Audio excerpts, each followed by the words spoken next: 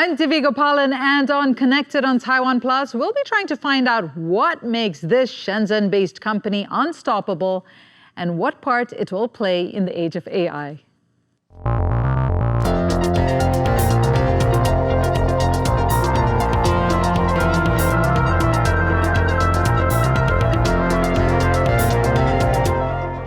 Eva Dou is the author of House of Huawei, The Secret History of China's Most Powerful Company. She's reported from Beijing and Taipei for the Wall Street Journal and covered tech policy for the Washington Post from Washington, D.C., which is where she joins us today. Welcome, Eva. Great to have you on the program. I want to start with basically setting the scene here. How long have you been following Huawei as a reporter? How long have you been reporting on this company? And what is it about Huawei that made you want to write a book about it? Thank you, Divya, for having me here. So I've been following Huawei's trajectory for a number of years, for over a decade as a reporter in China and the region, and now in DC. And what struck me about this company is there's no other single company, I think, whose individual story so well tells the broader story of China's economic transformation from the 1980s to the present day, and in explaining how China became a true technological competitor to the United States. And in recent years, in the last 3 presidential administrations in the U.S., Huawei has been sort of the #1 target of U.S. Technological policy towards China. So from that perspective, studying the path of this company helps us understand, how we got to this position, to the current state in U.S.-China relations. And another facet of it is purely on a human level.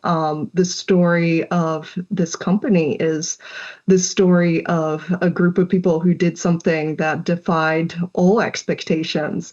It's really, really very unexpected in many ways that a startup in the 1980s China, coming out of a period where China's politics were very chaotic. The founder and other starting executives, they lived through a famine. This was an extremely impoverished country, China at the time, and for it to develop into one of the world's most cutting-edge technology firms was something just no one expected was possible. Okay, before we delve further into their business model, let's look at Huawei's spectacular fall and its recovery. The company grew steadily since its founding in 1987 until 2020, when it posted 891 billion Chinese yuan in revenue. That's 137 billion US dollars at the time. Revenue then plunged by over a quarter in 2021 before crawling back up in 2024 and 2025 to over 880 billion yuan. Business last year concentrated in China, with almost 3/4 of income from there. And Europe, Africa, and the Middle East made up a modest 17% of revenue. So, Eva, it looks like Huawei finally recovered somewhat from the rough years. Is Huawei back to its old self again? The story that we see in these charts is that Huawei has survived and recovered revenue-wise its peak in 2020, and that's something that many people didn't expect.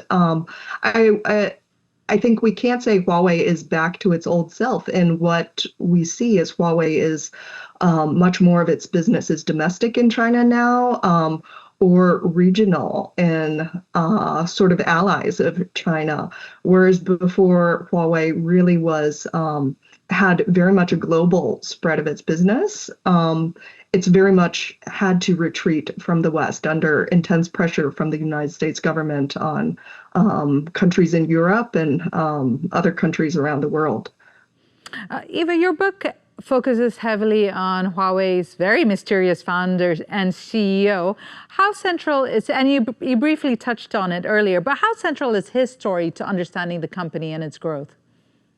I think it's very central in that it's really one of the key differentiating factors in why Huawei has survived and thrived for so long in China compared to many of its rivals. So at the very start, in the 1980s, Huawei was it was not singled out as China's national champion. It was one of dozens of companies that were starting on a similar footing, sort of experimental private companies, which were sort of a novelty in China at the time. And the majority of its rivals died out for one reason or another. And Huawei's survival very much has to do with the founder, Zhengfei, and sort of his ability to motivate his staff to go to extreme lengths of loyalty and devotion to this company. His ability to sort of convince government officials to help the company at key moments.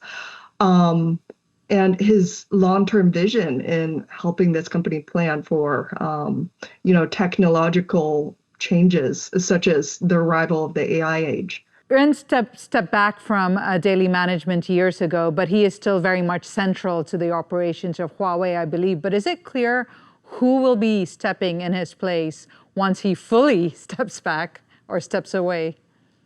This is a question that people have been asking of Huawei, not only for years, but for decades. And they've kept their cards very close to their chest in that right now they still have a rotating system where several executives takes turns as the rotating chair.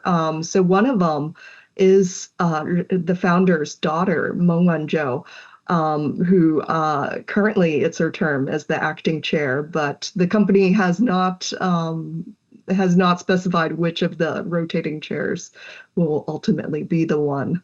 I'm glad you brought up Meng Wanzhou because her story is also very interesting, and her rise within the company has not necessarily been very smooth. Can you give us a look at what she's had to go through to get to where she is now? For many years, for most of Huawei's history, the founder, Zhengfei, has told his staff that his children would not be his successors. He said this consistently over and over and said, the successors would be chosen out of merit and based on their deep engineering knowledge. His daughter, Meng Wanzhou, does not come from an engineering background. She studied finance. And so many people had ruled her out altogether. So what changed was under the first Trump administration, under the request of the U.S. government, Meng Wanzhou was detained in Canada, and with the U.S. seeking her extradition for trial. And so she was under house arrest for a long period in Canada. And this turned her sort of into a national hero. She eventually returned to China, sort of in a trade with two Canadian nationals who had been detained in China, were released at the same time. Upon her return, she was quickly promoted to the path of succession. Yeah, I remember those pictures of her, circulating around the world with the ankle bracelet and being shown that she was, and the way China depicted her as a victim, a target of the U.S. Can you tell us just about that period and what kind of conversations were happening in China at that point that were central to Huawei making itself known as, a representative of China, a very integral part of this is our fight against so-called Western powers? Yeah, so there were sort of two two fronts to this. One was the detention of Meng Wanzhou and sort of her personal peril that she could be imprisoned in the United States on these charges. At the same time, the U.S. government also put 2 rounds of sanctions on Huawei that really put in question if this company could even survive for a period of time. And so it was sort of a moment of existential peril for the company that really the fact that it survives speaks to sort of the government rallying the entire scientific and technological community in China to help it fill the technological gaps it needed to survive the U.S. sanctions. Okay, let's talk about Washington's concerns and what led to those sanctions. Now, Washington was worried about surveillance that led to the pushback against the company. And here's a timeline. In August 2018, the first Trump administration barred all U.S. executive agencies from procuring Huawei equipment.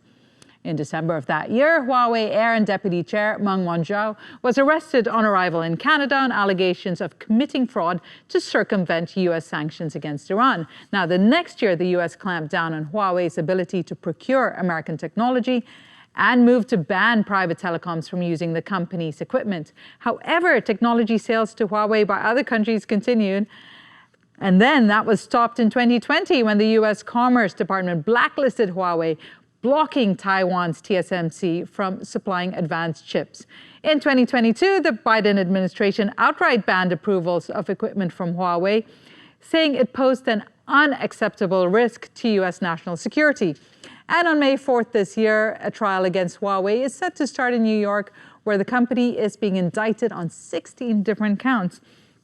I mean, so much to look at from that point, which has led to what Huawei is right now. But before we go into that, can you explain what basically the crux of Washington's concerns, which is that Huawei is very close to the communist government, or Huawei is facilitated by the communist government? What kind of a relationship do they have with the government, which per se other telecom companies don't have with their own government?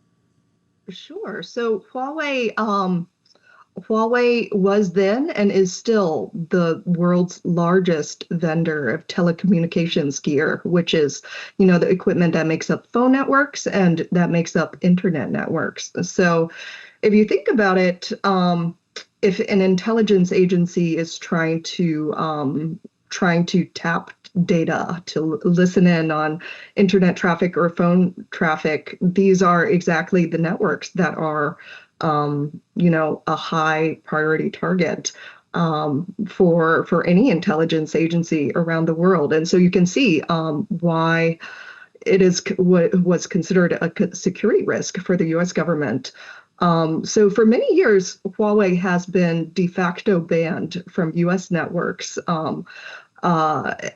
long before this for exactly this reason. And so what kind of made it a five-alarm fire in 2018 was the arrival of the 5G era. This meant governments around the world were building new networks. They were replacing their old ones, looking for vendors for the new networks. And what happened here is Huawei had caught up technologically for 2G, 3G, 5G, or 4G. Huawei, it was a cheaper option, but their technology was lagging. And then all of a sudden, 5G, Huawei has pulled equal, and in some measures, we're actually ahead technologically. And this was very alarming to the U.S. government. Even though Huawei wasn't in U.S. networks, it meant U.S. allies and countries around the world very likely were going to pick Huawei for their 5G networks, and that the U.S. government considered a major security concern. What some would consider a big blow to Huawei was losing access to TSMC's chips. A big part of Huawei's smartphone success came from, I believe, the Kirin chips, which was manufactured by Taiwan's TSMC. Can you tell us what happened to the company after and how it's managed to come back from that? Certainly. So, yes, the smartphone chips are what people know most about, but pretty much all of Huawei's products have chips as the brains inside of them. And TSMC in Taiwan is the only company in the world who can make the most advanced, latest generation of them. And so this was a crucial relationship for Huawei, and actually also for TSMC. And the final year before the sanctions, Huawei was the second largest customer for TSMC. And for Huawei, it was their critical supplier. So the U.S. Severing that relationship was an existential crisis for Huawei's survival, probably more so than any of these other measures. They suddenly had to rely on China's lagging foundry, SMIC, which even today is, many years behind and doesn't really have imminent prospects of catching up with TSMC. And so they have had to find other ways around that technological bottleneck to continue making their products. Huawei persevered and is continuing, as we heard there. Their phones now have topped iPhone in China sales. They persevered. They've managed to circumvent a lot of these bans. But, the fact remains, and it's something you mentioned, their core business is still infrastructure or communications infrastructure. Why are they so intent, especially when the CEO run wasn't that devoted to consumer items? Why are they still pushing ahead with trying to create a consumer market? Yeah, that's kind of a funny point because it's been a matter of contention within Huawei historically. Zhengfei, the founder, historically has been very averse to getting into the mobile phone market. He thought it was a waste of time, it was a waste of money, and it wasn't what they did. As you said, they did infrastructure, and he even threatened to fire any executive who brought up the idea of making mobile phones. And what really changed things was the arrival of the iPhone and the smartphone era. I think they realized pretty early on that these were not phones necessarily, but very powerful computers and increasingly powerful computers that each person had with them wherever they went. And in that sense, it was very valuable to be in that business. And so when you look at Huawei today, they are a major AI player. They are the leading supplier of the hardware in China for AI. They are, the rival to NVIDIA in China. And that has a lot to do with them having been in the smartphone market and getting that experience and scale through smartphones. So that's one aspect. Another is their main clients are telecom. Traditional clients are telecom network companies, and who also are the ones who are selling smartphones to consumers. So in a way, it's sort of a foot in the door to customers around the world and increases their brand recognition. Well, this is what Huawei's current reach looks like. As you can see here, there are still a lot of countries, including US allies, who use Huawei systems and equipment for their communications. That is all the countries here in orange and in yellow. In fact, Spain last summer signed up for Huawei systems to keep and analyze its wiretap data. Despite Washington's warnings, some Western countries still used Huawei equipment, and before the UK's ban, it even created a special system to manage the risks. Can we talk about Huawei and how it deals with this kind of geopolitics? Yeah, one thing that is really interesting about studying Huawei's story is it's a great proxy for understanding China's relationship with countries around the world, and in turn, the United States' relationship with countries around the world. And the map that you just showed, a lot of countries in the world still show Huawei in use.